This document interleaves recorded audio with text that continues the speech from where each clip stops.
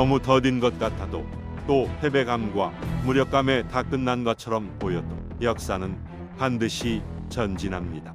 앞으로 어떤 어려움이 있더라도 멈추지 않고 그 길 따라 가겠습니다. 저는 대한민국의 미래를 열어가기 위해 헌신하시던 대통령님을 기억하고 있습니다. 강은 반드시 똑바로 흐르지 않는다. 그러나 그 어떤 강도 바다로 가는 것을 포기하지는 않는다고 하셨습니다. 그 말씀대로 끝까지 포기하지 않고 우리에게 주어진 시대적 소명을 완수하겠습니다. 노무현 대통령이 강조하셨던 원칙과 상식이 무너지고 민주주의와 역사마저 후퇴한다는 우려와 걱정이 커가면서 노무현 대통령님이 다시 소환되는 것 같습니다. 그 현실이 막막하기 때문에 국민을 사랑하고 오로지 민생과 국익을 먼저 생각했던 노무현 대통령에 대한 그리움이 커지는 거죠.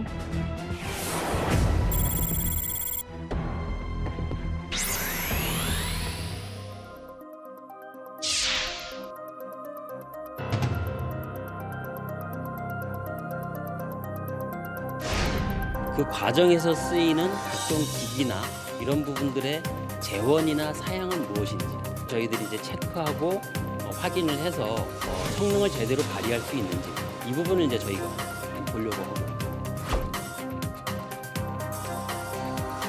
대한민국의 대통령 윤석열은 우리 국민의 삶을 보호하기는커녕 일본의 반인류적 범죄 행위를 방조하고 방사능 오염수 방류라는 인류사적 중대 범죄의 공범이 되는 것입니다. 일본과 공모해 우리 국민의 생명과 안전을 위협하는 대통령 이대로 두고 볼 수 있습니까? 이렇게 계속 나간다면 끌어내려야 한다고 생각합니다. 국민의 생명과 안전을 무시한 대통령은 반드시 국민의 심판을 받아왔습니다.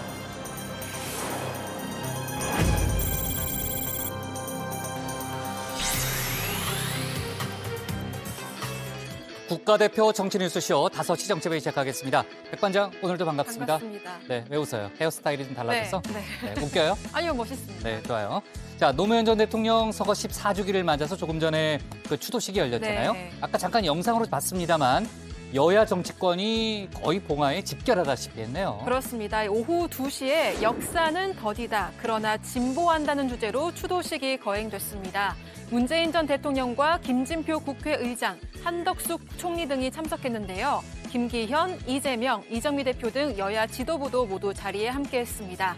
대통령실에서는 이진복 정무수석이 참석해서 윤 대통령의 애도 메시지를 전달했습니다.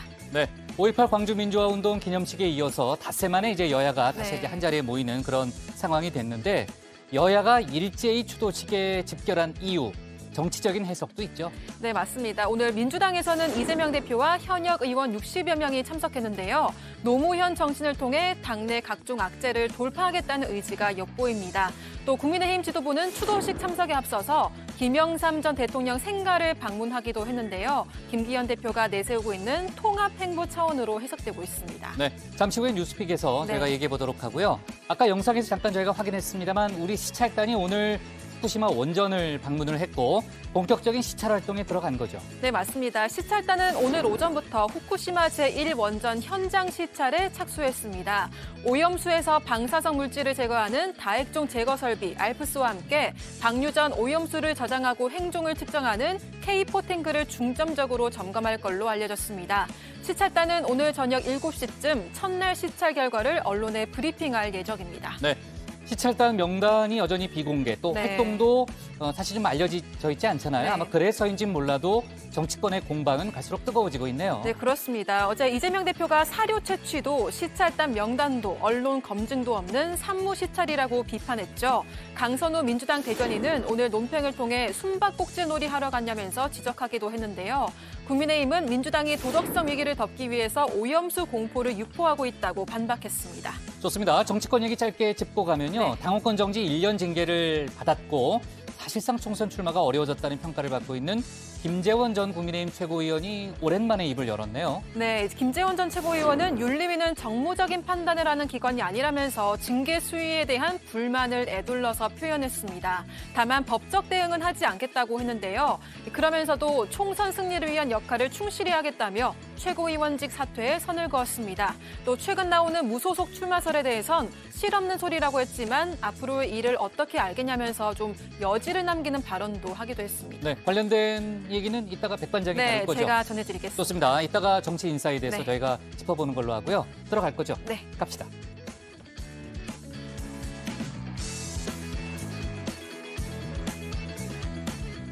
네, 오늘 회의는 류 실장 박마커, 유채커 백반장, 김현숙 수호통역사 그리고 정치부의 예청자 정의원분들과 함께하겠습니다. 오늘도 속보 실시간 반영하면서 열어놓고 회의를 진행하죠. 왜 웃어요, 유 실장은? 국장 머리 스타일을 좀 그래요? 달라지셨네요. 네, 알았습니다. 네.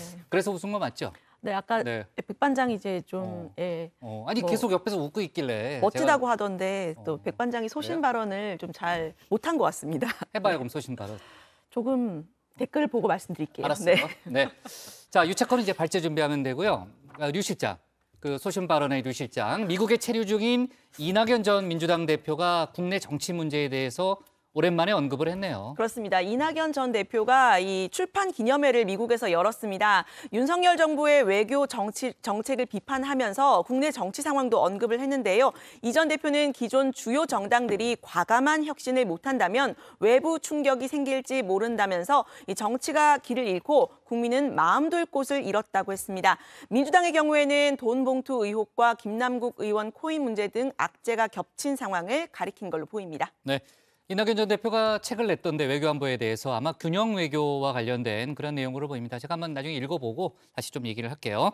이낙연 전 대표가 이제 다음 달에 귀국을 하잖아요. 앞으로의 행보를 지켜보게 하는 이제 조금 전에 이제 류 실장이 한 얘기를 들어보니까 그런 발언들로 보입니다. 자, 좋습니다. 유한울의 뉴스백 5부터 오늘의 정치부회의 출발하겠습니다.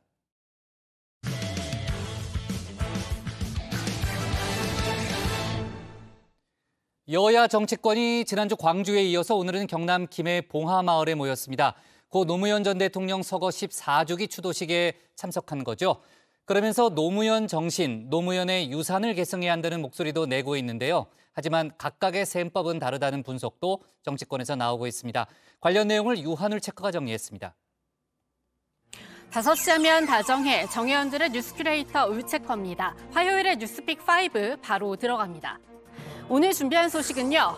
동상이몽, 위성 싣고 날아라, 기본권 침해, 결국 항복, 사상 초유 재시험으로 가져왔습니다. 2009년 5월 23일 고 노무현 전 대통령이 서거한 날로부터 14년이 흘렀습니다. 경남 김해 봉하마을에는 오전부터 추모객들의 발길이 이어졌는데요. 오후 2시부터는 추도식도 열렸습니다. 추도식 주제는 역사는 더디다. 그러나 진보한다로 노 전 대통령이 퇴임 뒤 집필한 저서인 진보의 미래에서 따온 구절입니다. 대통령님은 언제나 원칙과 용기를 가지고 열심히 일한 대통령으로 남고자 하셨습니다. 그 단단한 신념과 우직한 한 걸음 한 걸음이 대한민국을 더 나은 미래로 이끌었다고 생각합니다. 네, 지금 보신 것처럼 노무현 정부에서 일한 인사들을 비롯해서 여야 정치권도 총출동했습니다. 5.18을 맞아 광주에 집결한 지 닷새 만입니다. 이 총선무새 저 울체커가 당시 광주 총출동에 얽힌 여야의 정치적 셈법을 정리해드린 적이 있는데요. 이번에도 짚어드립니다. 오늘은 민주당 중심으로 살펴볼 텐데요. 먼저 5월이 민주당에게 주는 의미부터 다시 언급하지 않을 수 없습니다. 이 5월 달에 한 주가 민주당 입장에서는 자기들의 정체성을 확인하고 지지자들도 결집하고 그런 한 주가 아니란 말이에요. 광주 갔다가 봉화 가는 식으로 해가지고. 그렇죠. 그러면서 이제 뭐 5.18과 노무현 전 대통령의 서거는 보수 정당의 책임이랄까? 그런 것들 다시 이제 각인시키는 그런 한 주가 되는데 이 한 주를 앞두고 상황이 뭐 매우 좋지 않아진 거죠. 네, 윤태곤 실장이 언급한 매우 좋지 않은 상황, 전당대회 돈봉투 의혹에 이어 불거진 코인 논란입니다.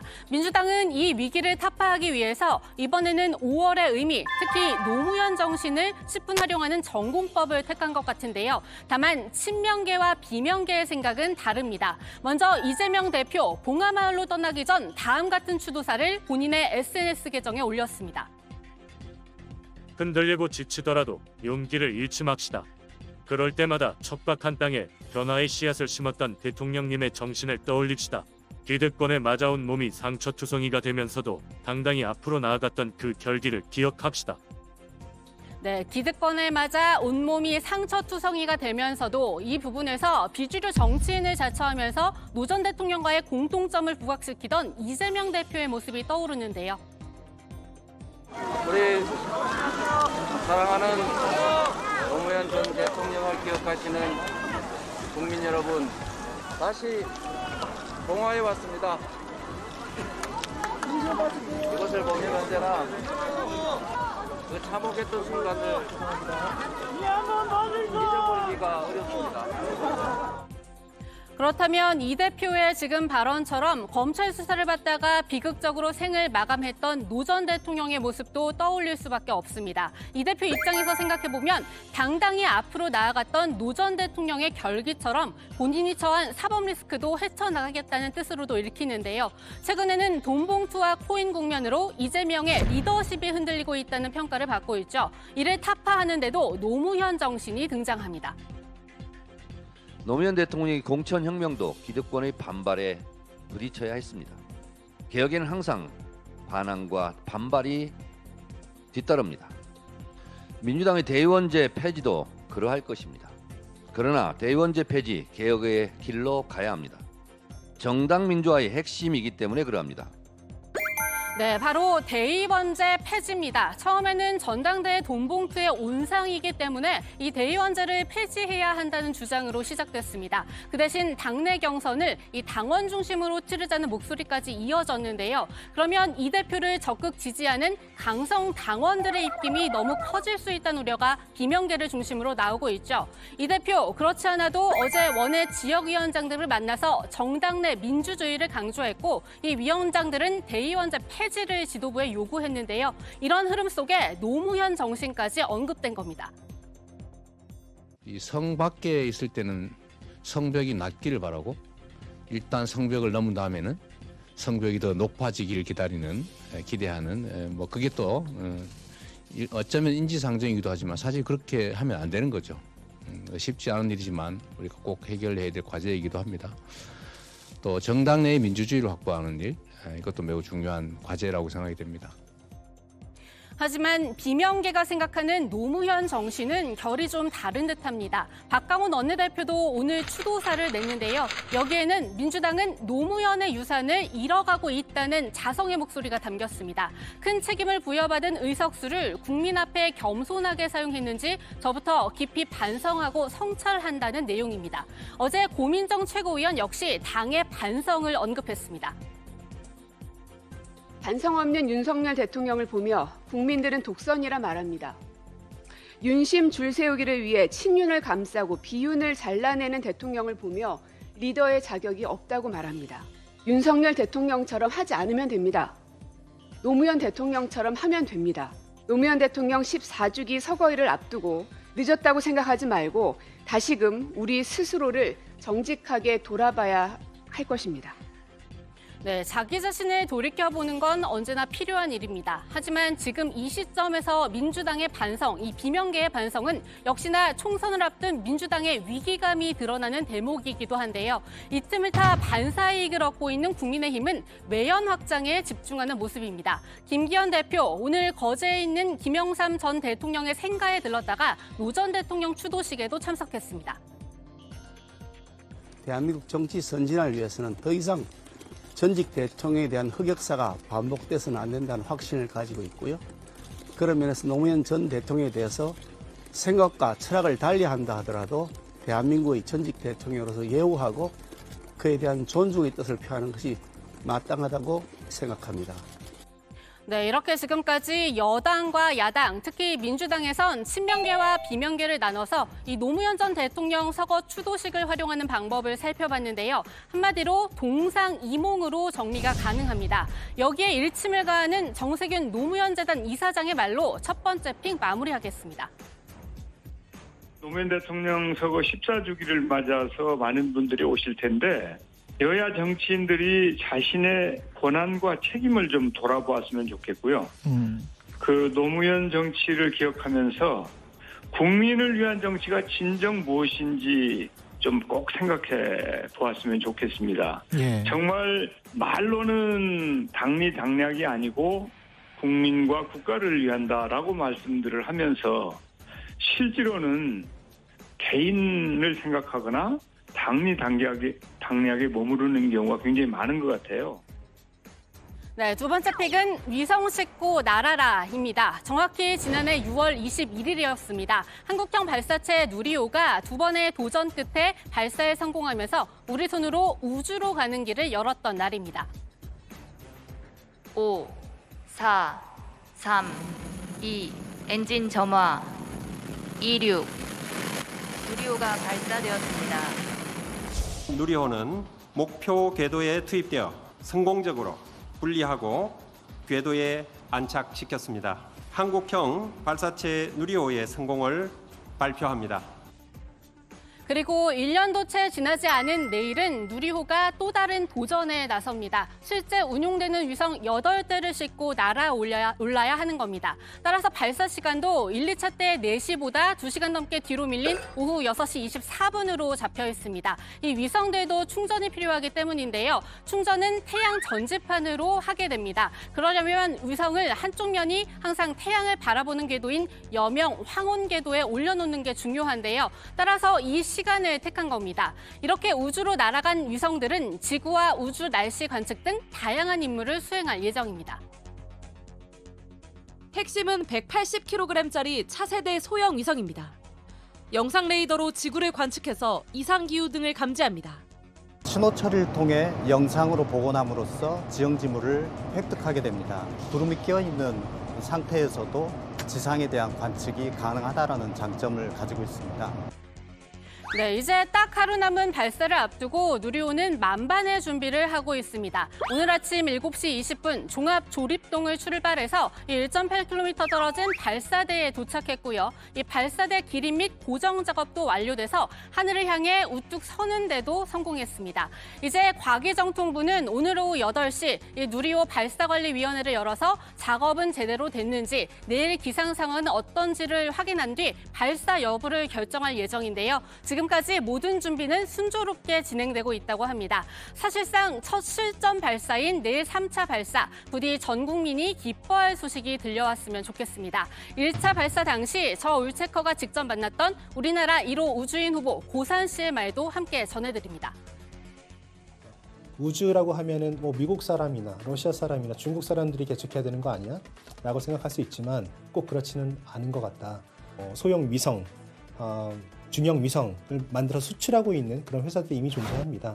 그러니까 우리의 꿈의 지평을 스스로 작게 가두지 않았으면 좋겠다라는 말씀 드리고 싶습니다. 네, 다음 픽은 기본권 침해로 가봅니다. 윤석열 대통령이 오늘 또다시 노조를 향해 전면전을 선포했습니다. 지난주 1박 2일에 걸쳐 열린 민주노총의 대규모 집회를 국무회의에서 직접 겨냥한 겁니다. 국민의 자유와 기본권을 침해하고 공공질서를 무너뜨린 민노총의 집회 행태는 국민들께서 용납하기 어려울 것입니다. 우리 정부는 그 어떤 불법 행위도 이를 방치 외면하거나 용납하지 않을 것입니다. 네, 백달 반장이 어제 이 국민의힘이 자정부터 새벽 6시까지 집회 시위를 금지하도록 직시법 개정을 추진한다고 전해드렸죠. 이 같은 흐름으로 보시면 될 것 같은데요. 여당은 일고의 가치가 없다는 야당을 향해서도 다시 한번 개정 추진 의사를 분명히 했습니다. 헌법재판소에서 이 당초에 일몰 후 일출 전으로 집회 시위를 제한한 것은 좀 과도한 면이 있다. 그리고 적절한 시간을 정해서 제한을 하라는 취지로 헌재에서 판결을 한 겁니다. 지금 14년째 국회가 직무유기를 하고 있는데 일고의 가치가 없다고 하면은 국회가 과연 존재하는 이유가 뭔지에 대한 네, 윤 대통령은 오늘 직무를 충실히 이행한 공직자들이 범법자들로부터 고통받거나 불이익받는 일이 없도록 국가가 보호할 것이라고도 했는데요. 이 역시 경찰이 집회 시위에 엄정 대응하도록 독려하겠다는 의미로 풀이됩니다. 국민의힘은 이를 뒷받침하기 위해서 경찰의 공정한 공무 집행에 대한 면책 조항을 신설하는 방안도 추진합니다. 네, 오늘의 네 번째 픽, 결국 항복입니다. 며칠 전 전해드린 중앙선관위 소식 속보입니다. 선관위가 북한의 해킹 의혹과 관련해 국정원과 한국인터넷진흥원의 합동 점검을 받기로 했습니다. 이 뉴스픽에서 전해드릴 때만 해도 국민의힘이 국회 행안위 차원에서 집중 추궁했는데도 물러서지 않았죠. 그 관련 법 7조에 보면은 관리기관의 제한이 필요하다고 인정하는 경우에는 그런 내용들을 요청할 수 있도록 그런 규정들이 들어 있습니다. 국정원의 보안 컨설팅을 받겠다는 얘기입니까? 네, 필요하다고 인정하는 경우에. 네, 오늘 국민의힘이 선관위를 항의 방문한 끝에 결국 점검을 받겠다는 답변을 받아냈다고 합니다. 고위직자녀의 특혜 채용 논란에 대해서도 이 5급 이상 직원들이 전수조사를 받기로 했습니다. 네, 마지막 픽으로는 사상 초유 재시험 살펴봅니다. 한국산업인력공단이 실시한 국가자격시험 답안지가 이 채점 전에 착오로 파쇄되는 초유의 사태가 발생했습니다.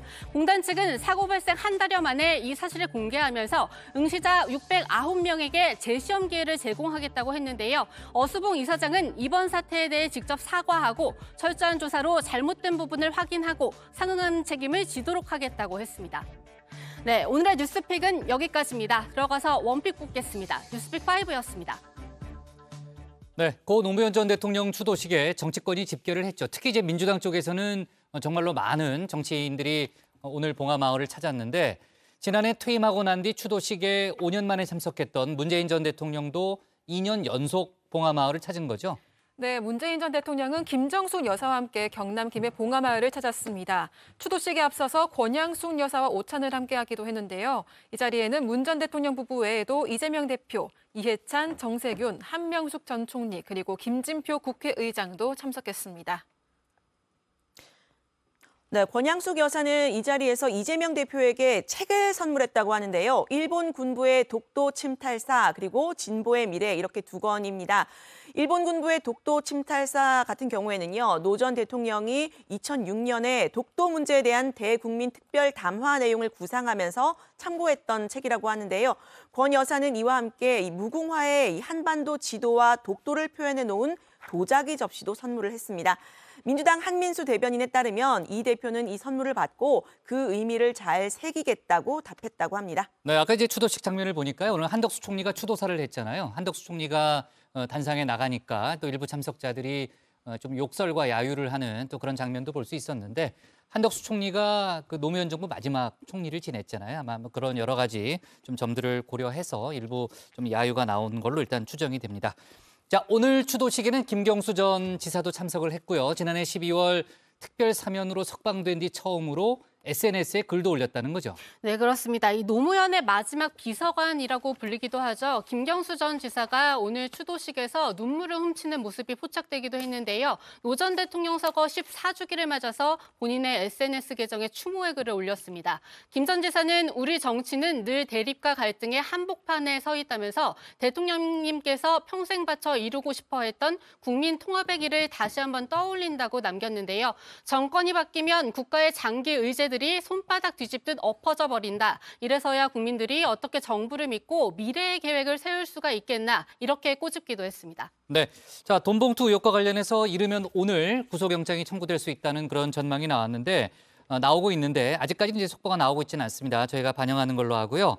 해당 의혹에 관여한 혐의를 받고 있는 윤관석 의원에 대한 조사가 어제 이루어졌잖아요. 본인의 결백함을 다시 한번 강조했죠. 네, 그렇습니다. 윤관석 의원은 이제 어제 2021년 민주당 전당대회에서 이 송영길 전 대표 당선을 위해 국회의원들에게 6천만 원을 살포하는 데 관여한 혐의로 12시간 넘게 이 검찰 소환 조사를 받았습니다. 이에 이제 페이스북에 글을 남겼는데요. 일방적으로 짜여진 검찰의 정치 수사에 맞서 당당하게 조사에 임했으나 한편으로는 참담한 심정을 금할 수 없다면서 이 검찰의 짜맞추기 기획 수사에 맞서 결백과 진실을 밝히겠다고 주장했습니다. 검찰은 이 윤 의원에 대한 구속영장 청구를 검토할 방침인 것으로 알려졌습니다. 네, 자 누리호 발사 관련해서는 오늘 밤에 내일 발사가 가능한지 아마 발표가 이루어질 것 같은데 날씨도 뭐 지금 예상으로는 괜찮고 아마 내일 순조롭게 발사가 이루어질 가능성이 높다는 얘기가 좀 나오고 있고요. 정 의원분들은 내일 우주부 회의가 될 것이냐 많이들 예측을 하고 계신데 지금 시간대로 보면은 저희보다는 사건 반장 시간대 걸릴 가능성이 높은 거죠? 맞죠? 네, 그렇습니다. 그렇죠? 네. 자, 아무튼 이제 그 여러 가지 변동 가능성이 있으니까 저희가 내일 유체커가 좀 잘 준비해서 누리호 얘기도 좀 다뤄줘요. 네. 그 과학 전문이잖아요. 저 과학 전문은 아닙니다. 과학 전문 아니에요? 근데 예. 아까 뭐 인터뷰도 했다면서요? 제가 그러니까 1차 발사 당시에 이제 정책부에 있었는데요. 네. 그때 이제 고선 씨를 우연한 기회에 좀 만나서 그래요? 인터뷰할 기회가 있었습니다. 저희도 예전에 생중계한 적이 있어요. 네. 좋습니다. 오늘 고른 원픽은 어떤 거예요? 네, 오늘의 원픽입니다. 여야 봉화 총집결, 노무현 정신두구는 동상이몽.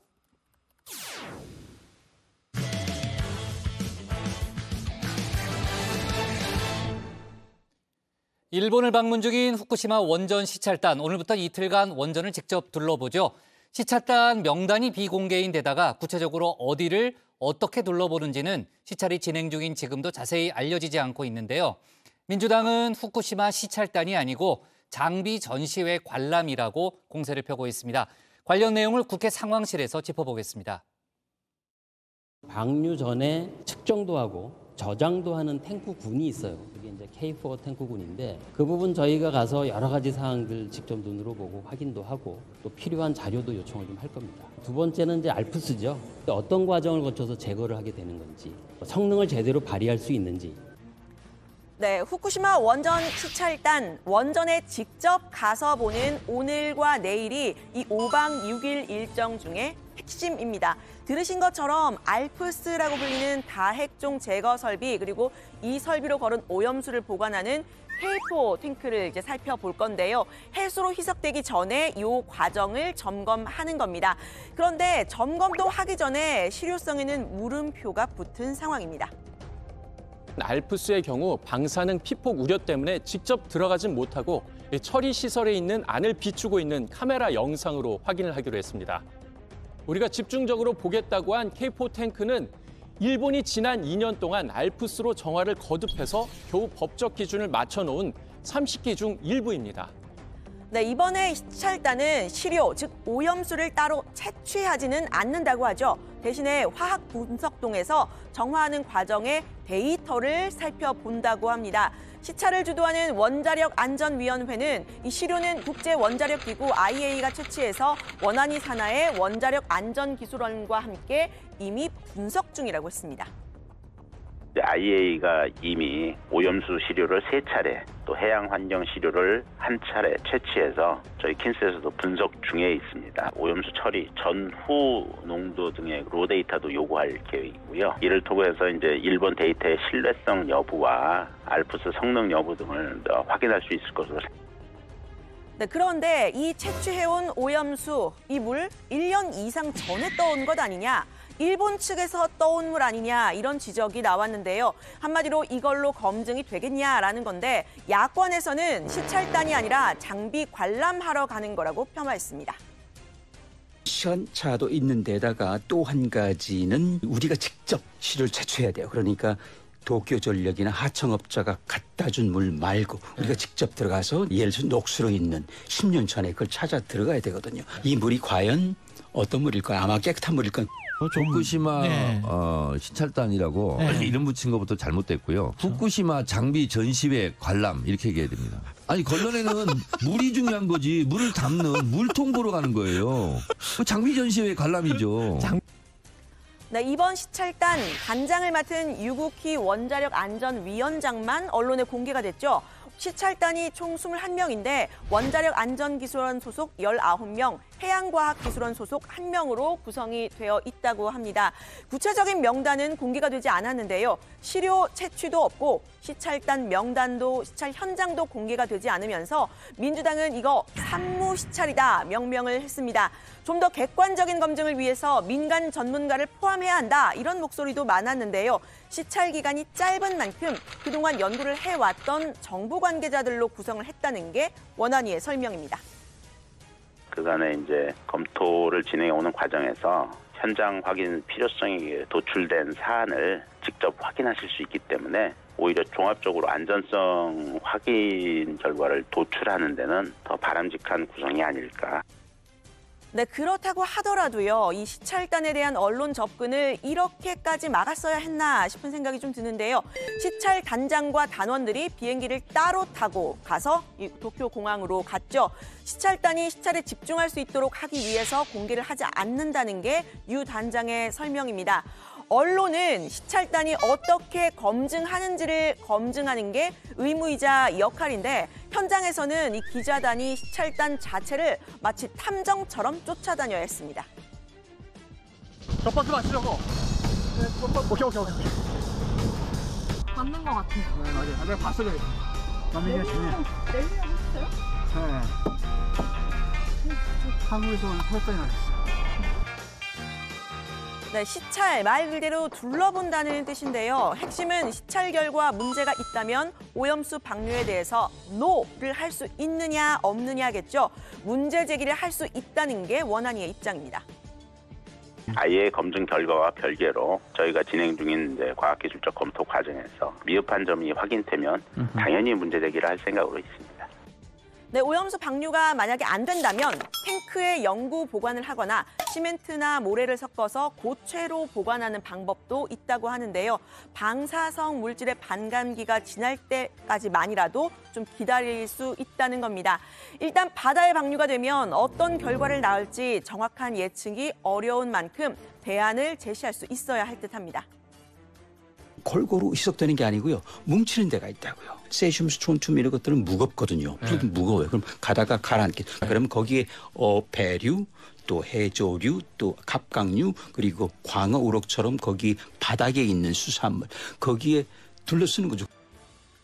네, 민주당은 후쿠시마 원전 시찰단이 일본 정부의 들러리 역할만 할 뿐이라고 비판하고 있습니다.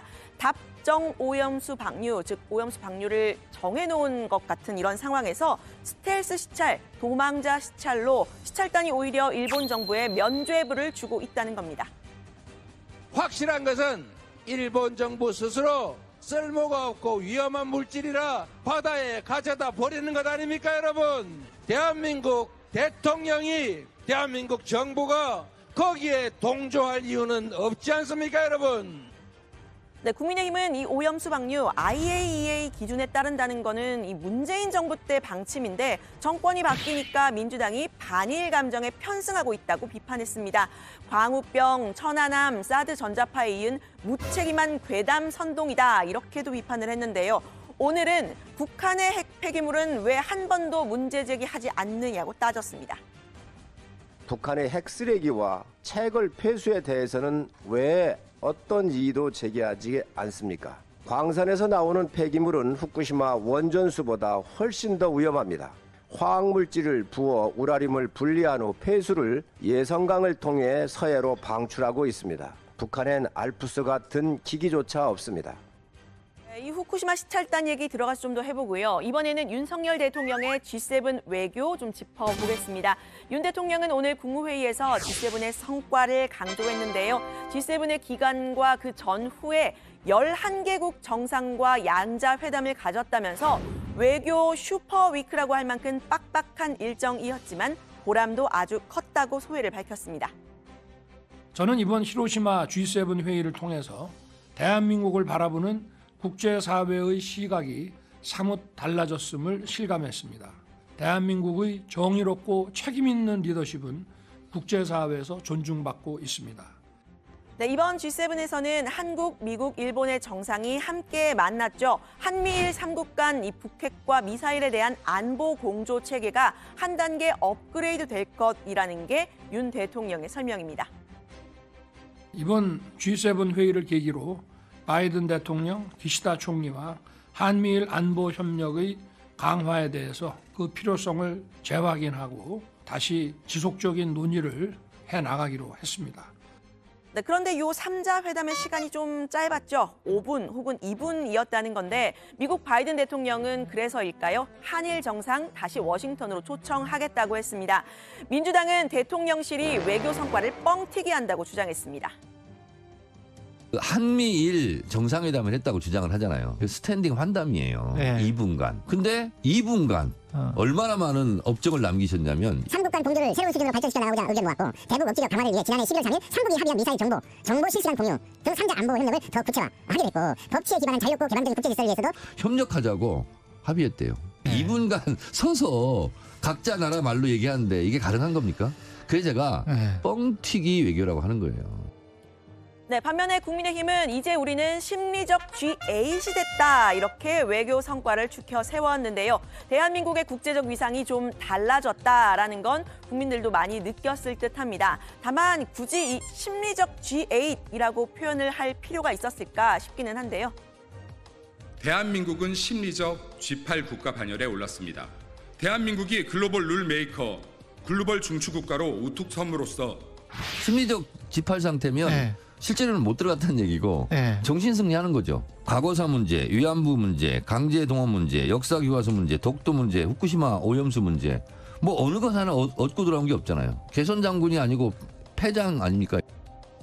네, G7에 한껏 밀착한 대신에 청구서도 받아왔죠. 러시아와 중국을 겨냥한 G7 공동 성명에 동참을 하면서 우리도 우크라이나에 비살상 물품을 지원하기로 했습니다. 중국은 미국 반도체 기업 마이크론에 대한 구매 금지 조치를 내렸는데요. 심각한 보안 문제가 발견이 됐다라는 건데 사실상 미국에 대한 보복성 조치로 해석이 됐습니다. 美国如果一边说要沟通，一边不择手段地打压遏制中国，对中方的官员、机构和企业实施制裁。 네, 앞서 미국 정부가 중국이 마이크론을 제재할 경우에 그 시장 공백 한국 반도체 기업이 메우지 말아줄 것을 요청했다 이런 보도가 나왔었는데요. 우리 정부는 이거 정부가 이래라 저래라 할 수 있는 사항은 아니고 기업이 판단할 문제라는 입장을 내놨습니다. 마이크론은 미국 반도체 기업 중 중국 점유율 3위인데요. 대체 가능한 반도체 기업이라는 점에서 이 중국이 삼성전자와 SK하이닉스 등 우리 기업의 대응을 눈여겨보겠다는 신호다. 이런 해석이 나왔습니다. 네, 일본과 미국과는 충분히 가까워진 만큼 이제 중국과의 외교도 신경 써야 한다 이런 주문이 나왔는데요. 미 중간 경쟁 속에 이 윤석열 정부의 외교가 또다시 시험대에 오른 듯도 합니다. 이 시찰단의 시찰 내용이 충분히 공개가 돼야지 이 오염수 방류에 대한 국민의 우려도 좀 잦아들 텐데 지금은 시찰단부터가 비공개된 상황이죠. 관련 내용도 들어가서 더 짚어보겠습니다. 오늘 발제는 이렇게 정리합니다. 오염수 채취 노, 시찰단 공개 노, 오염수 방류 노도 가능할까? 윤석열 대통령 G7 빡빡했지만 보람 커. 네. 자, 일정도 비공개, 또 명단도 비공개인 상황이기 때문에 지금 논란이 정치권에서 특히 이제 많이 불거진 상황이고요. 그래서인지 몰라도 일단 후쿠시마 시찰단이 오늘 저녁 7시쯤에 첫날 일정과 관련해서 아마 브리핑을 한다고 하니까요. 저희가 관련된 내용 들어보도록 하고 내일도 이제 시찰이 이어지잖아요. 그렇죠? 네. 내일도 원전 시찰이 이어지니까 내일은 뉴스픽에서 이제 유한울 체커가 좀 다뤄주길 바라고요. 자, 윤석열 대통령이 G7 회의와 전후 기간 동안 11개국과 이제 양자회담을 했다고 했잖아요. 오늘 이제 국무회의에서 직접 본인의 성과를 얘기했는데 어제 유럽연합과 정상회담을 하고 또 만찬도 하고 그런 일정이 있었죠. 네, 윤석열 대통령은 어제 오후 유럽연합 샤르미셸 상임의장과 우르술라 폰데어 라이엔 집행위원장과 정상회담을 했습니다. 한 EU 수교 60주년을 맞아서 성사된 이번 회담에서 양측은 공동 성명을 채택했는데요. 윤 대통령은 그린, 보건, 디지털 분야의 3대 파트너십을 강화해 나가기로 했다고 밝혔습니다. 그리고 북핵 문제, 러시아의 우크라이나 전쟁 등에 대한 입장에서도 뜻을 모았고요. 중국의 대만 해협 문제에도 회담에서 거론됐습니다. 한반도를 넘어 글로벌 안보에 심각한 위협이 된다는 점에 인식을 함께 했으며 북한 도발에 대한 국제사회의 단합된 대응을 위해 긴밀히 협력하기로 하였습니다. We face threats to our global and regional security and rising global competition. This summit takes place as Russia continues its large-scale attacks on the people of Ukraine these threats and this war show that deeper cooperation between the EU and the Republic of Korea is not a luxury. It is a vital necessity. 네, 윤 대통령이 이제 외교 일정 중에 저희가 이제 만찬 얘기를 자주 하게 되는데 저는 이제 한미 정상회담 때 아메리칸 파이가 있었고 또 캐나다 총리와는 또 러브샷도 하는 그런 장면을 봤는데 어제 그 EU와의 만찬에서도 아메리칸 파이 얘기가 또 나왔다는 거죠? 네, 그렇습니다. 일단 윤 대통령은 EU의 두 수장의 모국어를 고려해서 프랑스어와 독일어로 환영 인사를 하고 우리의 자유, 평화, 번영을 향한 강력한 연대를 위하여라고 건배사를 했다고 합니다. 라이엔 집행위원장은 한국과 유럽연합의 굳건하고 오랜 관계를 위하여라는 건배사를 했는데 이 위하여를 한국말로 해서 박수를 받았다고 하는데요. 그만큼 이제 화기애애한 분위기였다는 거고요. 이 미국 국빈 방문 당시에 윤 대통령의 아메리칸 파이 노래도 다시 화제가 됐습니다. 미셸 상임의장이 저는 윤 대통령처럼 노래를 할 수 있는 재능이 없어서 노래를 하지 않을 것이니 걱정하지 말라 이렇게 농담을 했는데 라이엔 집행위원장이 윤 대통령이 잔을 계속 채워주면 우리가 아메리칸 파이는 아니더라도 벨기에 파이를 들을 수 있을 것이라고 말을 해서 웃음이 나왔다고 합니다. 네. 자, 우리나라가 일단 외교 행보를 통해서 G7과 밀착하는 건 분명해 보이고 있고 속도도 상당히 빨라지고 있잖아요. 중국이 이제 반도체 제재에 나서는 등 사실 이제 중국의 압박도 좀 강해지고 있고 국내 정치권에서도 우리가 너무 한쪽으로 치우친 거 아니냐. 중국과의 외교도 신경 써야 한다. 이런 주문들도 나오고 있죠. 네, 유승민 전 의원인데요. 중국이 미국 반도체 기업 마이크론 제품 구매 금지 조치를 내린 데 대해서 호랑이에게 물려가도 정신을 차려야 산다. 한미 동맹을 강화하는 건 옳은 선택이지만 우리는 중국과 경제 교류를 할 자유도 확보해야 한다고 했습니다. 한미 동맹과 한미일 안보 협력을 다졌으니까 앞으로는 대중 외교에 나서야 한다는 건데요. 미국에 머물고 있는 민주당 이낙연 전 대표도 간담회에서 비슷한 맥락의 얘기를 했습니다. 한국과 일본의 미국과의 공조 강화도 필요하지만 동아시아의 안정과 번영을 위해선 중국과 안정적, 건설적 관계를 확보해야 한다고 한 겁니다. 미국에 대해선 미중 간 경쟁으로 한국이 곤란한 상황을 이해하는 열린 동맹이 되길 바란다고 했습니다. 네, 우리 정부도 이 중국과의 소통을 본격화할 거라고 했습니다. 이 김태우 국가안보실 1차장이 언론 인터뷰에서 이 중국, 러시아와 고위급 레벨에서 현안 관련 긴밀한 소통을 이어가고 있다고 밝혔습니다. 양자 간 전략 대화를 시도해보려고 한다고도 밝혔는데요. 2019년 이후 중단된 한중일 정상회담도 적절한 시점에 다시 할 수 있다고 했습니다.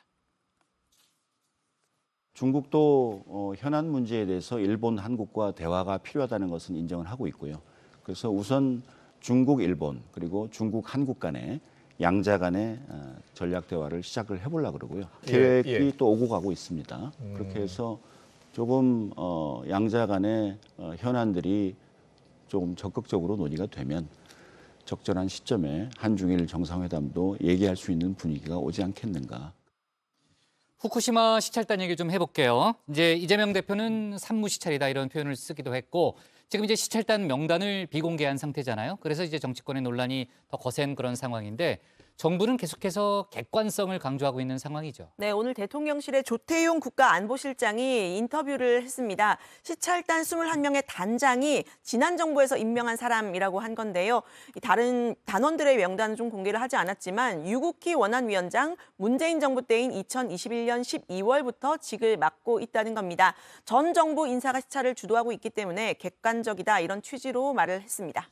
네, 우리 정부는 이번 시찰단이 오염수 시료를 채취하진 않지만 이 국제 원자력 기구 IAEA 검증 결과를 지켜볼 것이라고 했는데요.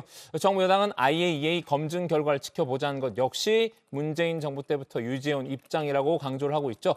그런데 이 서울대 원자핵공학과 서균열 교수는 이 IAEA의 잣대가 구부러져 있을 수 있다고 주장을 했습니다. IAEA는 검증 기관이 아니라 이 원자력 진흥 기관이라는 겁니다.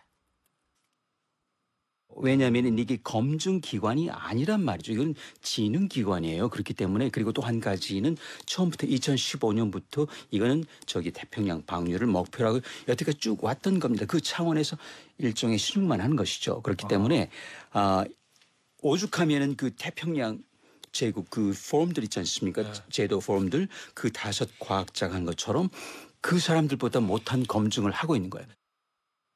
네.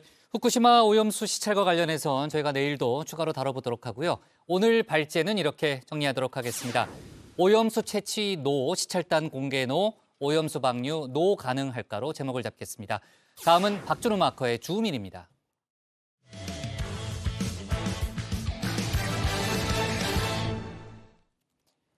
민주당 내에서 비명계를 중심으로 남국의 늪에서 빠져나오려면 강성 지지층과 절연해야 한다는 요구가 나오고 있죠. 하지만 친명계 의원들은 강성 지지층과 김남국 의원을 감싸는 모습을 보이고 있는데요.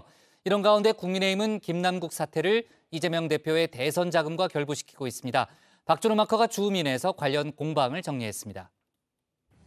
법적인 책임하고 정치적인 어떤 도의적 책임은 또 별개의 문제라고 생각이 됩니다. 제 문제로 우리 당에 누를 끼치고 여러 피해를 보는 것을 계속 이렇게 지켜보는 것이 너무나 힘들었고요. 그래서 탈당해서 제가 여러 가지 모든 의혹을 홀로 광야에 서서 이것을 다 의혹을 해소하겠다라는 생각을 했습니다. 민주당 이재명 대표의 팬카페죠. 이 재명인의 마을의 공지 게시판인데요. 김남국 의원님 힘내세요라는 제목의 게시물이 지난 14일 게재가 됐습니다. 이 게시물에는 약 400개 가까운 댓글이 달렸습니다. 한결같이 김남국 의원을 향한 응원 댓글인데요.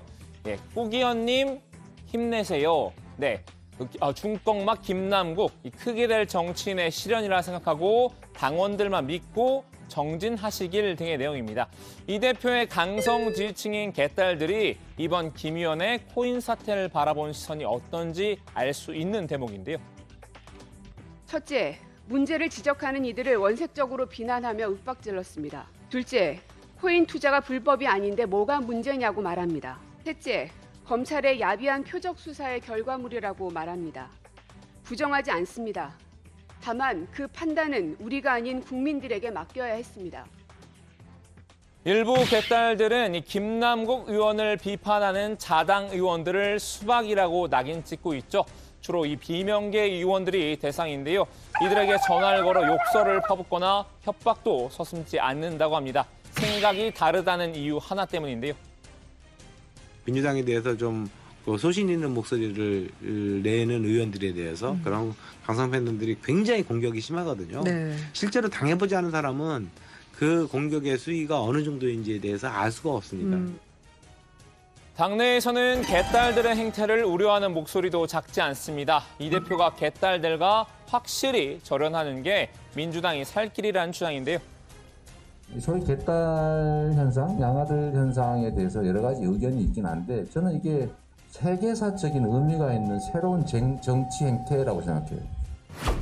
만약 이재명 대표가 계속 거기에 대해서 본인의 소신을 굽히지 않고 뭐 결별 선언 못하겠다라고 한다면? 뭐 그냥 가라앉는 거죠. 늪에 빠지는 겁니다. 아니 생각을 해보세요. 이런 식으로 좀 생각이 다르다고 해서 막 집단적으로 공격을 하고 폭력을 하는데 일반 국민들이 내 주권을 거기 맡기겠습니까? 내 생각이 저희 가면 존중받지 못할 텐데 어떻게 거기다가 표를 보탤 수 있겠어요? 강성 팬덤의 폭력 행위를 그대로 방치해선 안 된다는 겁니다. 이제는 칼을 빼들 때라는 직언인데요. 개딸이다, 무슨 뭐 팬덤이다 이렇게 해서 공격하자는 얘기가 아니에요. 그 사람을 뭐 어떻게 하자는 게 아니라 그 행위를 벌하는 겁니다. 그렇게 행위를 벌해야 이 사람도 그런 행위를 안 하거든요.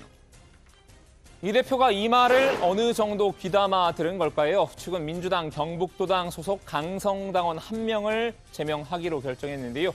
비명계 의원들 향해 지속적인 욕설 문자를 보냈기 때문이라고 합니다. 문자 폭탄을 이유로 당원을 제명한 건 이번이 처음이죠. 제명은 징계 가운데 최고 수위인데요. 민주당 관계자는 이 폭력적이고 모욕적인 문자를 보내는 행위에 대해선 이 단호하게 대처를 하자는 의미라고 설명했습니다. 하지만 여전히 개딸을 감싸는 의원들도 들어있죠. 강성 친명계 의원들인데요. 개딸과 일치 단결해 똑같은 목소리를 내고 있습니다. 그런데 어쨌든 김남국도 사람이고 인간이에요. 네. 본인이 잘못한 부분은 또 반성도 하고 사과도 한다고 했어요. 근데 아픈 사람이에요. 상처난 사람이고 어쨌든 김남국 개인을 보면 거기다가 계속 소금을 뿌려서 하는 것이 인간적인 면에서는 민주당 지지자들이 민주당 국회의원에게 어쨌든 어려움에 처한 거 아닙니까? 힘내라고 응원조차 하면 안 됩니까? 근데 그걸 문제 삼아요? 그렇지 않습니까? 그렇다면 이 국민적 눈높이에서 명백한 잘못을 저지른 의원을 맹목적으로 응원하는 게 능사일까요? 정청래 의원은 언론을 탓하기도 했습니다. 유독 김 의원에 대해 언론이 가혹하다는 취지인데요. 라디오 인터뷰 도중 진행자와 옥신각신을 벌였죠. 김남국 가게 해가지고 남는 게 뭐죠? 욕하면 그냥 속으로 나 시원하다 말고 뭐가 있나요? 알겠습니다. 그래서 언론도 좀 경중을 따져서 보도를 해주시기 바랍니다. 최강시사는 최대한 균형을 맞춰서 이게 기계적 균형이 기계적 균형 아니에요. 기계적 균형이죠. 아니에요. 그 김남국 사건은 나름 기계적 균형입니까? 아니 양심적 균형을 맞추고 있습니다. 양심적 균형을 맞추고 있고. 그렇습니까? 예. 국민의힘은 굿이나 보고 떡이나 먹자는 입장입니다. 민주당이 남국의 늪에서 벗어날 생각이 없어 보인다고 비꼬기도 했는데요. 그래서 약간 늪에서 머드 마사지 하고 있는 느낌이에요. 미드. 네, 별로 그렇게 벗어나고 싶은 생각이 없어 민주당 보입니다. 입장 굉장히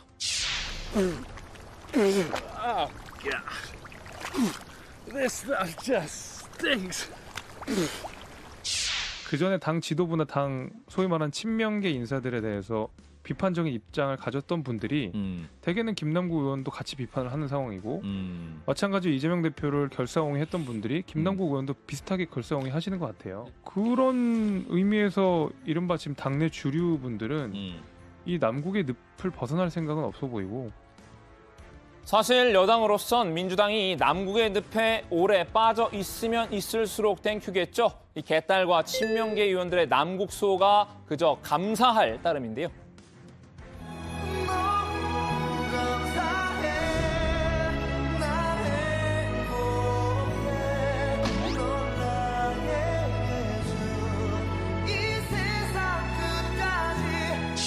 그 와중에 개딸이나 철험회 등의 어떤 강경파들은 비상식적인 옹호 발언을 하고 있고 이 과정 속에서 민주당이 굉장히 헤어나오지 못할 상황으로 계속 가고 있습니다. 저희 입장에서는 이 상황이 계속 지속되는 거 국민의힘에 결코 나쁘지 않습니다. 국민의힘의 김남국 의원은 일종의 꽃놀이패가 된 모양새입니다. 김 의원을 이용한 반사체 전략을 구사하고 있는데요. 스스로 빛나는 발광체는 어려우니 김 의원과 민주당을 공격하면서 이 반사 이익을 누리자는 구상입니다. 오늘도 이 김남국 때리기에 열을 올렸습니다. 온 국민들께서 이 털어도 끊임없이 발생하고 있는 이 김남국 먼지에 숨이 막힐 지경입니다. 이번 사건이 코인 중독자 김남국에 대한 정치적 심판에서 이제는 중대 범죄자 김남국에 대한 법적 책임 의혹으로 이렇게 확대되고 있습니다. 오늘 오전 코인게이트 진상조사단 2차 회의를 열었죠. 이 자리에는 게임 회사인 넷마블의 블록체인 전문 자회사 이 마블엑스의 정용 대표도 참석을 했는데요. 김남국 의원이 이 마블엑스 코인 10억 원어치를 보유한 것으로 알려졌기 때문입니다. 이 마블엑스는 지난해 5월 상장을 했는데 국민의힘은 김 의원이 사전에 상장 정보를 알았을 것으로 의심하고 있습니다. 마블엑스와 그 대표와 접목해서 방문하셔가지고 회의를 한 결과 상장 정보, 즉 사전 정보를 취득했을 가능성, 또 자금 세탁을 시도했을 이런 가능성에 대해서 같이 공감하면서 그 회사에서도 자체 조사를 통한 그런 내부 감사의 필요성에 대해서 공감하고 윤재욱 원내대표는 전선 확대에 나섰는데요. 이 남국 사태를 민주당의 대선 자금 문제와 결부하려는 움직임을 보이고 있습니다. 김 의원, 지난 대선에서 민주당 이재명 대선 캠프 온라인 소통위원장을 맡았었죠. 국민의힘은 대선 국면에서 김 의원이 거액의 위믹스 코인을 다른 코인으로 바꾼 것에 대해서 의구심을 드러내는데요. 김 의원이 대선 직전에 위믹스 코인 약 51만 개를 클레이페이 59만 개로 교환한 것도 매우 의심스러운 정황입니다. 발행 한 달도 되지 않은 신생 코인 플레이페이에 몰빵을 해서 약 15억 원의 손해를 봤다고 알려졌는데 실상은 자금 세탁 목적이라는 의혹이 제기되고 있습니다. 그러니까 이 김 의원이 개인 자금이 아니라 이 대표의 대선 자금을 세탁할 목적으로 코인을 교환했다는 의혹을 제기한 겁니다. 김 의원이 대선 전후로 거액의 현금을 인출한 것도 이와 관련이 있다고 보는 눈치입니다. 김남국 의원은 처음 코인 관련 의혹이 불거졌을 때 대선 기간 동안 440만 원만 인출했다면서 스스로 통장 거래 내역을 공개한 바 있습니다. 그런데 실상은 작년 2월과 3월 대선을 전후한 기간에 무려 2억 5천만 원 이상의 코인을 현금화한 걸로 드러났습니다. 자, 오늘 주민은 이 김남국 사태를 중심으로 여야의 대치 상황을 살펴봤는데요. 국민의힘은 민주당을 가능한 오래 이 남국의 늪에 붙들어 두고 싶어 하는 분위기죠. 사실 발버둥 칠수록 더 깊이 빠져드는 게 늪의 특성인데요. 민주당으로선 가만히 있을 수도, 그렇다고 어떻게든 빠져나오려고 몸부림칠 수도 없는 난감한 상황입니다. 자발적으로 더 깊이 들어가지 않는 것만 해도 다행이라고 해야 할까요? 오늘 주민 한마디는 이 생존 전문가 베어 그릴스의 말로 대신하겠습니다. And if I just try and struggle a bit, you'll see how it begins to bring me down into it. And this is why these things can be so hard to get out of. 네. 자, 앞서 뉴스픽에서 저희가 민주당 돈봉투 의혹 사건에 대해서 간단히 좀 언급은 했습니다만 아직까지 이제 윤관석, 이성만 의원에 대해서 구속영장이 청구됐다는 그런 소식은 들어오지 않고 있습니다. 일단은 검찰의 구속영장 청구가 임박했다는 그런 얘기가 좀 나오고는 있고요. 몇 가지 이제 관련 속보들이 좀 나온 게 있어서 좀 얘기를 하고 가면요. 검찰이 오늘 송영길 캠프의 지역 상황실장을 지냈던 인물에 대해서 압수수색을 했다는 그런 속보가 들어왔는데 현역 의원 또 지역본부장에 대한 압수수색에 이어서 이제 송영길 캠프 지역 상황실장에 대한 압수수색이 이루어지면서 송영길 전 의원에 대한 전 대표에 대한 수사가 아주 임박했다는 그런 얘기가 좀 나오고 있습니다. 자, 그리고 앞에서 다뤄지는 않았는데 지금 강내구 수자원공사 전 감사가 구속돼 있잖아요. 돈 봉투를 받은 것으로 의심되는 민주당 국회의원 6명의 이름을 진술했다는 그런 속보가 소식이 어제부터 이제 보도가 되고 있는데요. 서울, 경기 1명, 인천 2명, 대전, 충남 1명, 호남 1명 이렇게 6명의 이름을 진술했다고 하는데 검찰이 민주당 국회의원 10명, 10여 명의 이름을 특정하고 지금 수사를 벌여왔는데 강내구 전 감사의 진술이 또 뒷받침되면서 현역 의원들에 대한 수사도 조금 빨라질 수 있다는 그런 관측도 나오고 있습니다. 자, 다른 소식으로 좀 넘어가 보면요. 오늘 이재명 민주당 대표가 윤리감찰을 지시했던 그런 사안입니다. 경기 부천시 의회 소속 민주당 남성 의원이 국민의힘 여성 의원과 여직원들을 성추행했다 이런 논란이 일고 있는데 백 반장 정확히 어떤 내용이에요? 네, 부천시의회 소속 민주당 A 의원이 지난 9일에서 11일 전남 순천 등지에서 진행된 합동 의정 연수에서 국민의힘 여성 의원 2명과 여직원 2명을 성추행했다는 의혹이 일은 겁니다. 지난 10일 연수 중 만찬이 있었던 전남 순천의 한 식당에서 찍힌 CCTV 영상에 일부 장면이 포착됐는데요. A 의원이 구석에 앉아있는 여성 직원 옆으로 이동해서 여성 직원을 자신의 등으로 밀고 몸을 비비는 모습입니다.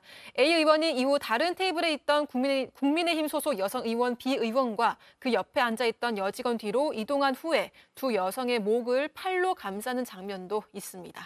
네, B 의원은 거부 의사를 명확히 밝혔는데도 강제추행을 시도해서 자리를 박차고 나왔다면서 여성 의원으로서 수치감을 느꼈다라고 말했는데요. A 의원은 이보다 하루 앞서 9일 오후 전남 진도의 한 식당에서도 국민의힘 소속 여성 의원 C 의원의 가슴에 부침개를 던졌다고 합니다. C 의원은 A 의원이 부침개를 달라고 해서 테이블에 놓았더니 갑자기 부침개를 가슴에 던졌다면서 A 의원이 그걸 보고 비웃으면서 내가 떼어줘 이렇게 말했는데 수치심과 모욕감을 느꼈다고 전했습니다. 네, 제가 조금 전에 얘기했습니다만 이재명 대표가 오늘 긴급 윤리감찰을 지시했던 그런 사안이고요. A 의원의 입장은 뭐예요? 네, 만찬장에서 부침개를 던진 건 사실이지만 의도적으로 가슴에 던진 것은 아니라고 해명을 했다고 합니다. A 의원은 C 의원이 야, 맛있는 것 좀 가져와봐 이렇게 반말로 말해서 왜 반말하세요 라면서 전을 던졌는데 우연히 C 의원의 가슴팍에 맞았고 이후 C 의원이 다시 부침개를 던져서 안경에 맞았다 이렇게 주장을 했습니다. A 의원은 또 당시 전체적으로 모인 자리인데 어떻게 부적절한 발언과 신체 접촉을 하겠느냐 하면서 의도가 있는 정치적인 공격이라고 항변했습니다. 다만 A 의원은 이제 현재 CCTV 등 확인 절차에 있고 만약 내가 잘못한 부분이 확인이 되면 이 사과와 함께 법적 처벌에 대해서 수긍을 하겠다 그런 입장입니다. 국민의힘 소속 시의원들이 A 의원의 징계를 요구하고 있는 그런 상황이죠. 네, 이 국민의힘 소속 부천시 의원들은 이제 지난 19일에 시위 윤리위원회 A 의원에 대한 징계 요구권을 제출했는데요. 22일에는 이 부천 원미경찰서에 성추행과 폭행 혐의로 A 의원을 고소를 했다고 합니다. 민주당 이재명 대표는 해당 의혹에 대해서 윤리 감찰을 지시한 상태입니다. 좋습니다. 오늘 주민 제목 이렇게 정리하도록 하겠습니다. 민주당 남국의 늪 탈출 막는 강성 지지층, 국민의힘 대선 자금으로 전선 확대로 제목을 잡겠습니다. 다음은 백다혜 반장의 정치 인사이드로 가겠습니다.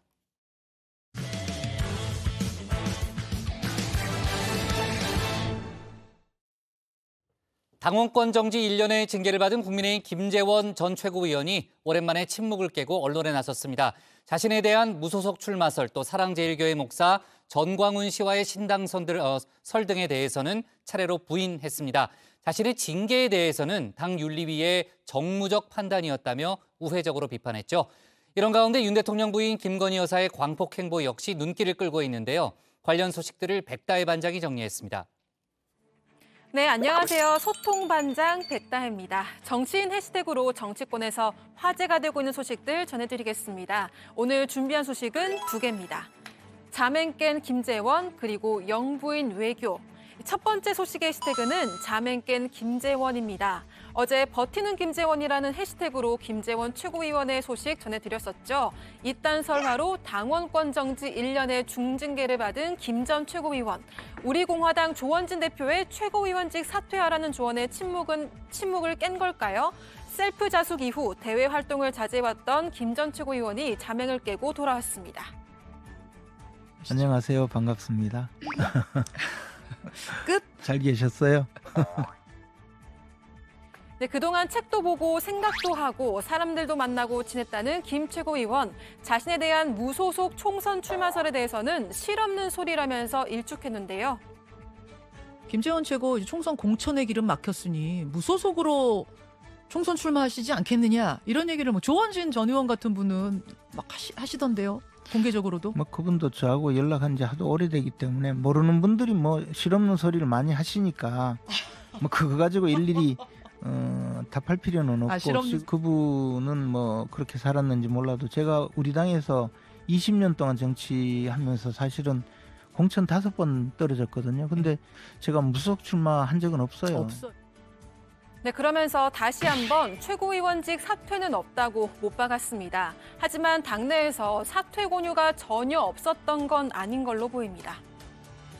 회유 압박 뭐 이렇게 이야기할 수는 없고 오랜 친구가 정말 우정어린 걱정을 많이 하면서 이런저런 이야기를 했는데 그때 사실 마음이 조금 흔들렸어요. 또 다른 분을 바꿔주겠다고 뭐 이렇게 이야기하는데 제가 이게 이러다가는 정말 흔들리겠구나 하는 생각에 미안하다고 하고 전화기를 끄고 산으로 올라갔죠. 네, 여기서 오랜 친구는 서울법대 84학번 동기인 유상범 의원입니다.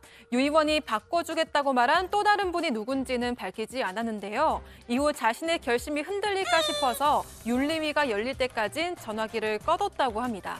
도리어 윤리위 징계 이후로는 사퇴 권유가 없었다고 말해 눈길을 끌었는데요. 그러면서 윤리위 결정에 대해 이의 제기나 재심 청구, 가처분 신청은 없을 거라고 다시금 밝혔습니다. 다만 자신에 대한 징계가 찬반 논란이 있는 문제에 관한 발언에 대한 징계라면서 과거 범죄에 연루됐거나 당에 해를 끼쳐서 받은 다른 징계들과는 다르다고 강조했습니다. 윤리위 결정에 대해서 우회적으로 불만을 드러내기도 했습니다. 박진호 전 윤리위원이 인터뷰를 했어요. 윤리위원회는 정무적 판단을 하는 기관이 아니다. 그런 주장을 하고 또 실제로 저도 그런 생각인데 그러나 뭐 이번 결정은 그런 판단을 한 것이 아닌가. 제 나름의 아쉬움이 있지만 제가 다시 말씀드렸지만 뭐 그걸 가지고 이의 제기를 하거나 재심을 청구하거나 가처분을 하거나 해서 당과 싸우고 싶은 생각은 없어요. 이번 인터뷰에서 또 한 가지 눈길을 끈 부분은 사랑제일교회 목사 전광훈 씨를 손절하고 나선 겁니다. 사실은 저는 그분을 그 행사장에서 2번 만난 것 외에는 아무런 교류가 없어요. 3.1절 광화문 집회에 예. 소개를 해주겠다고 해서 참석했다가 거기서 우리 교회 예배에 한번 오라는 이야기를 해서 그 약속을 지킨다는 의미로 가서 덕담 수준의 말을 한 것인데 뭐 그 이후에 지금까지 아무런 교류도 없고 또 뭐 앞으로도 교류를 하거나 또 관계를 맺을 생각이 전혀 없는데. 그러면서 5.18 관련 발언으로 물의를 일으켰던 예배 이후에는 전 씨를 만나거나 연락한 적도 없다고 부인했습니다. 최근 전 씨와 손을 잡고 신당을 창당할 거라는 등의 정치 세력화 가능성에 대해서도 실없는 소리라고 일축했는데요. 5.18 정신을 헌법 전문에 넣는 걸 반대한다는 발언에 대해서도 돌잔치 덕담 차원이었을 뿐이라고 했습니다.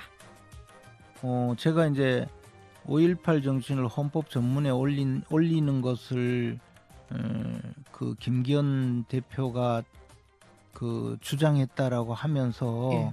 그 교회 예배에서 그 많은 신도들 앞에서 우리 당 대표를 비난하니 굳이 우리 당 대표를 비판할 필요가 없다 이렇게 이제 설명을 한 거거든요. 그 우리가 뭐 그 돌잔치에 가면 전부 그 아이 보고 예쁘다고 하잖아요. 예. 덕담을 하잖아요. 그러면서 자신은 이미 5.18 정신을 헌법 전문에 수록하는 것에 대해 반대하지 않았다. 사과도 하고 SNS에도 거듭 얘기했다고 강조했습니다. 이에 더해 민주당의 원포인트 개헌 제안에 대해서는 정치쇼일 뿐이라고 비판했습니다. 민주당이 5.18 정신을 헌법 전문에 올리는 원포인트 개헌을 제안을 했잖아요. 예. 근데 사실 제안을 할 뿐만 아니라 민주당은 국회 의석의 과반수를 점하고 있기 때문에 개헌안을 발의할 수 있잖아요. 그리고 국회에서 의결을 할 때도 우리 당 의원들에게도 뭐 설득하기가 쉽지 않겠어요. 제가 그 중징계를 당했잖아요. 반대한다고 말했다가. 예. 그러니까 그러면 민주당이 주도할 수 있을 텐데 뭐 굳이 제안을 하고 저렇게 하는 것 자체가 저는 정치쇼라고 보는 거죠. 개헌을 위해서는 국회 제적 인원의 3분의 2 이상이 찬성해야 국민투표까지 진행할 수 있는데요. 그러기 위해서는 국민의힘 의원들의 협조도 필요합니다. 하지만 당에서도 자신을 징계할 정도로 5.18 헌법 수록에 대한 의지를 갖고 있기 때문에 찬성할 수밖에 없다는 건데요. 우리 당의 의사는 김재원을 징계함으로써 다 보여줬잖아요. 그런데 민주당이 그냥 그 원포인트 개헌을 제안만 하는 것도 그것도 제가 보기에는 하여튼 비난받을 일이죠. 그러니까 우리 당 그 지도부에서 비판하고 있는 거잖아요.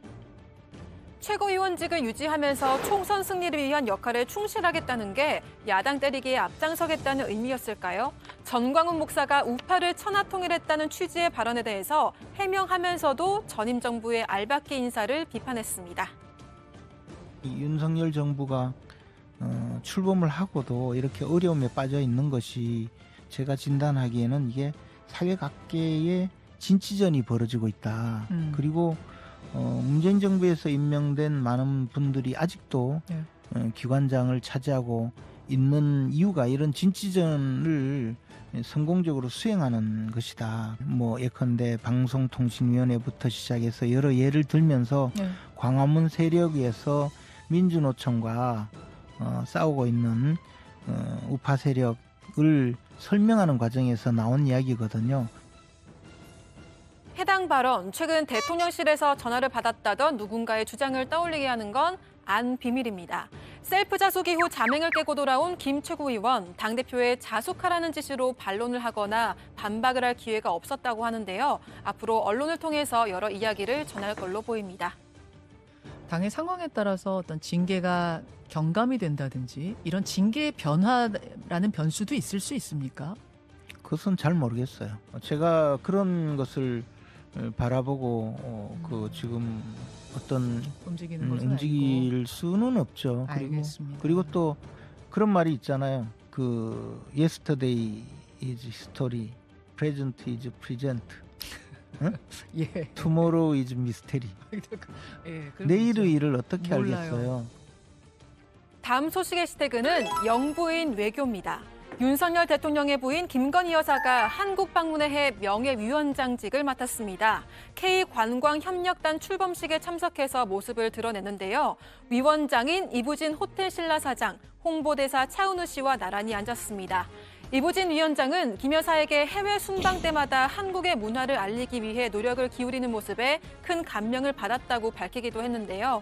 이번 윤 대통령의 G7 정상회의 참석 기간 중 김 여사는 여러 정상 배우자 일정을 소화해서 눈길을 끌었습니다.